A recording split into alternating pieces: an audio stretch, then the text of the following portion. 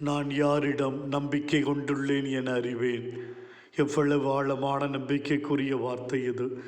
அதில் இவ்வளவு ஆழமான அர்த்தம் அடங்கி இருக்கிறது. ஆண்டவரோடு தான் கொண்டிருக்கிற உறவை புனித பவுல் எந்த அளவிற்கு உண்மையாக ஆணைத்தனமாக எடுத்துரைக்கிறார்.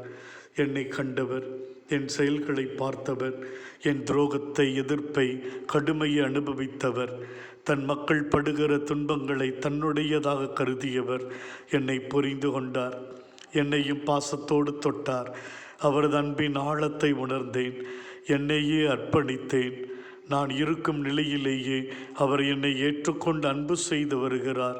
இந்த நேசம்தான் எங்களுக்குள் எந்த சூழ்நிலையிலும் வறுமையோ, வளமையோ, பசியோ, தாகமோ, சிறைவாசமோ, கசையடியோ, மரண பயமோ உறவை பிரிக்காது இருக்கிறது.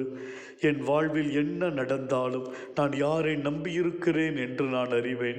அவர் என்னை ஒரு பொழுதும் கைவிடவே மாட்டார் என்கிற உறுதியோடு நான் இருக்கிறேன். தெய்வமே, எங்களுக்கும் பவுலின் துணிவை தாரும். எங்கள் வாழ்க்கையில் திடீரென ஏற்படுகிற நோய் நொடிகள், மனமுடைந்து போகிறோம், பிரச்சனைகளை கண்டு பயந்து போகிறோம், சோர்ந்து போகிறோம், எதிர்த்து போராட பலமற்று இருக்கின்றோம்.